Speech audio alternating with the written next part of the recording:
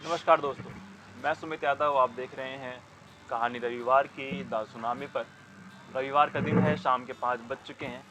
ठंड का मौसम है और दिल्ली में काफ़ी ज़्यादा ठंड है।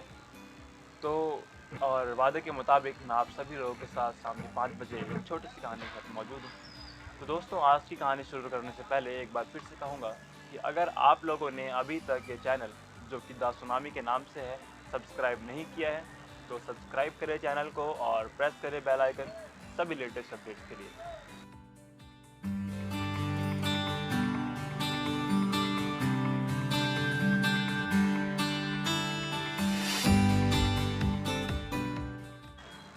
दोस्तों, आज जो मैं कहानी सुनाने जा रहा हूँ, हो सकता है आप में से कुछ लोगों ने सुनी हो, कुछ लोगों ने ना सुनी हो, लेकिन आज जो कहानी सुनाने का मकसद है उसे समझाने की कोशिश करूँगा। तो बड़े लंबे इंतज़ार के बाद महाराजा सुद्धोधना को एक पुत्र की प्राप्ति हुई। काफ़ी बड़ी उम्र में, काफ़ी बुजुर्ग अवस्था में पुत्र की प्राप्ति हुई और राजा खुश होता है क्योंकि पुत्र की प्राप्ति हुई है। अब आगे राजपाट को संभालने वाला कोई हुआ है, तो राजा बहुत खुश होता है और अपने आसपास के राज्यों से, कई राज्यों से महाराजाओं को बुलाया जाता है, राजकुमारों को बुलाया जाता है कार्यक्रम में, और कई ऋषिवर मुनियों को, ज्योतिषियों को बुलाया जाता है, नामकरण के लिए बुलाया जाता है। तो नामकरण का जो कार्यक्रम वो किया जाता है और नामकरण में नाम रखा जाता है सिद्धार्थ। और नामकरण के बाद राजन जाते हैं मुनिवर के पास और पूछते हैं, महाराज बताएं कि मेरे पुत्र के भविष्य के बारे में कुछ मुझे बताएं कि मेरे पुत्र का भविष्य, सिद्धार्थ का भविष्य कैसा होगा। तो मुनिवर कहते हैं राजा से, राजन, ये बहुत ही विकट समस्या है कि इतने लंबे समय के बाद, इतने लंबे इंतज़ार के बाद पुत्र की प्राप्ति हुई है, लेकिन इस पुत्र का भविष्य, सिद्धार्थ का भविष्य ये कहता है कि आने वाले समय में सिद्धार्थ संन्यास ले लेंगे। अब राजा ये सुन के बहुत अचंभित होते हैं, बहुत ही घबरा जाते हैं और सोचते हैं कि यार इतने लंबे समय के बाद, इतने लंबे इंतज़ार के बाद एक पुत्र की प्राप्ति हुई और मुनिवर कह रहे हैं कि ये संन्यास ले लेंगे। तो राजा डर जाता है और परेशान हो जाते हैं राजन, और पूछते हैं मुनिवर से कि महाराज कोई विकल्प होगा, कोई उपाय होगा, वो उपाय मुझे बताएं, मैं प्रयास करूँगा। तो मुनिवर कहते हैं कि एक ही उपाय है, सिद्धार्थ को भ्रम में रखा जाए, सिद्धार्थ को एक माया जाल में रखा जाए, सिद्धार्थ को सच्चाई का पता न चलने पाए, सिद्धार्थ को सभी नकारात्मक चीज़ों से दूर रखा जाए। सिद्धार्थ को पता नहीं चलना चाहिए कि वृद्ध अवस्था भी कोई होती है, सिद्धार्थ को कभी मृत्यु का आभास नहीं होना चाहिए, सिद्धार्थ को उन सभी लोगों से, सभी वृद्धों से दूर रखा जाए, सिद्धार्थ को मृत्यु सैया से दूर रखा जाए, सिद्धार्थ को कभी अंतिम यात्रा न दिखाई जाए। तो इन सभी चीज़ों से सिद्धार्थ को दूर रखा जाए। तो अब पूरा प्रबंध किया जाता है सिद्धार्थ के सामने। सिद्धार्थ को अलग अलग मौसम के लिए अलग अलग घरों में रखा जाता है और पीले पत्तों को सिद्धार्थ के सामने नहीं आने दिया जाता। तो आखिरकार, लेकिन इन सभी चीज़ों के बाद, सिद्धार्थ को इतने अच्छे तरीके से रखने के बाद भी कि पीले पत्ते सिद्धार्थ को ना दिखाया जाए, बगीचे में माली 24 घंटे काम किया करते थे, 12 महीने काम किया करते थे कि कोई दिक्कत ना हो, सिद्धार्थ को मौसम का पता ना चले, गर्मी में सर्दी का आभास ना हो, सर्दी में गर्मी का आभास ना हो। सारी तैयारियों के बाद भी एक वो दिन आता है जहाँ सिद्धार्थ को बाहर जाना होता है किसी कार्यक्रम में, जिसका उद्घाटन युवराज के हाथों ही होना होता है। तो सिद्धार्थ को जाना होता है। तो अब सिद्धार्थ वहाँ जाते हैं, अपने रथ पे जाते हैं, आगे सारथी बैठा होता है, सारथी सिद्धार्थ को लेके जा रहा होता है। तो जाते जाते सिद्धार्थ को रास्ते में एक बुजुर्ग व्यक्ति दिखता है जो कि झुक के चल रहा होता है, अपनी लाठी लेके झुक के चल रहा होता है वो व्यक्ति। तो सिद्धार्थ पूछते हैं कि इसको क्या समस्या है, ये ऐसे क्या तकलीफ है, इसे ये ऐसे झुक के क्यों चल रहा है। तो सारथी बोलता है कि युवराज, मुझे इस संदर्भ में बात करने की कोई अनुमति नहीं है, तो मैं इस संदर्भ में आपसे कोई बात नहीं करूँगा। तो युवराज बोलते हैं कि मैं अनुमति देता हूँ, बताओ ये व्यक्ति ऐसे झुक के क्यों चल रहा है। तो सारथी बताता है, युवराज, ये वृद्धावस्था है, ये व्यक्ति बूढ़ा हो चुका है। तो सिद्धार्थ पूछते हैं कि ये वृद्धावस्था क्या होती है।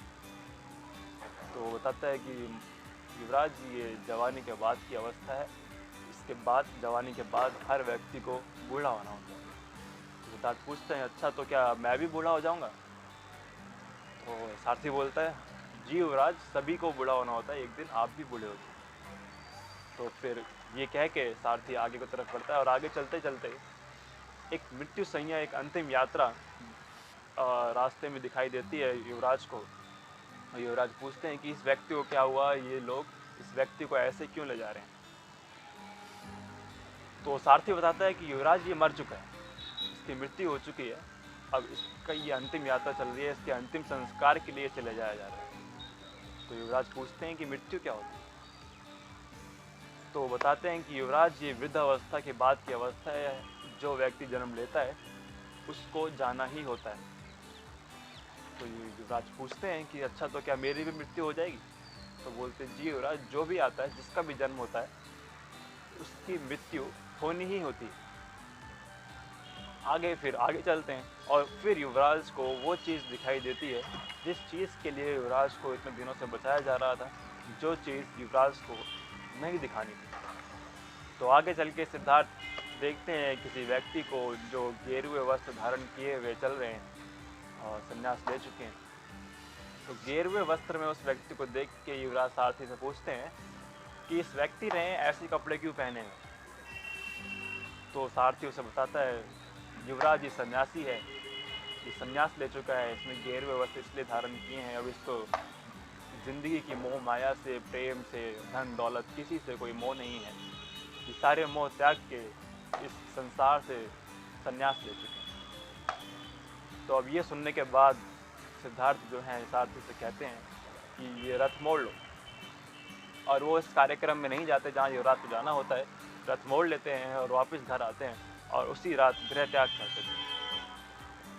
और गृह त्याग करने के बाद 12 वर्षों बाद जब लौट के आते हैं तो सिद्धार्थ नहीं रहे, अब वो सिद्धार्थ भगवान में तब्दील हो चुके हैं। वो सिद्धार्थ भगवान बुद्ध, महात्मा बुद्ध के नाम से हम जिन्हें जानते हैं, अब सिद्धार्थ महात्मा बुद्ध बन चुके हैं। और जब घर पे आते हैं तो यशोधरा पूछती हैं कि जाने से पहले मुझे बताया क्यों नहीं, मुझसे पूछा क्यों नहीं।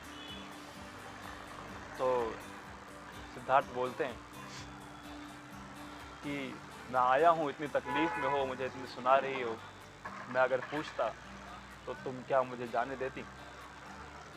जो गया था वो सिद्धार्थ था, लेकिन जो लौटा है वो सिद्धार्थ नहीं है। सिद्धार्थ लौटा नहीं है, जो लौटा है वो महात्मा बुद्ध है। जो इस कहानी से मैं आपको समझाना चाह रहा हूँ कि कई बार हम फैसले लेने में कई बार सोचते हैं, कई कठिन फैसले लेने में हम बहुत सोचते हैं, और सोचने में कई बार देरी भी हो जाती है फैसले लेने में। तो कुछ फैसले इस तरीके से लिए जाएं, क्योंकि वो फैसले लेने के बाद जो कठिनाइयाँ सामने आएंगी, उनको पार करने के बाद जो व्यक्ति सामने आएगा, उस व्यक्ति में काफ़ी अंतर होगा। इस 12 वर्ष के अंतराल के बाद सिद्धार्थ भगवान बुद्ध बन के लौटे। तो कुछ कठिन फैसले लेने में ज़रूर मुश्किल होते हैं, लेकिन उस फैसले को लेने के बाद और उन सभी कठिनाइयों को पार करने के बाद जो आप होते हैं, आप उसी के इंतज़ार में, उसी के लिए इस दुनिया में आए हैं। तो वो फैसला लेना बहुत ज़रूरी है। दोस्तों, इस वीडियो के लिए इतना ही। अगर कहानी अच्छी लगी तो लाइक करें, शेयर करें इस कहानी को और ज़्यादा से ज़्यादा लोगों तक पहुँचाएँ। मिलेंगे किसी और वीडियो में, किसी नई कहानी के साथ या किसी नई खबर के साथ। फिलहाल इस वीडियो के लिए इतना ही। मिलते हैं अगली वीडियो में। खुश रहें, स्वस्थ रहें।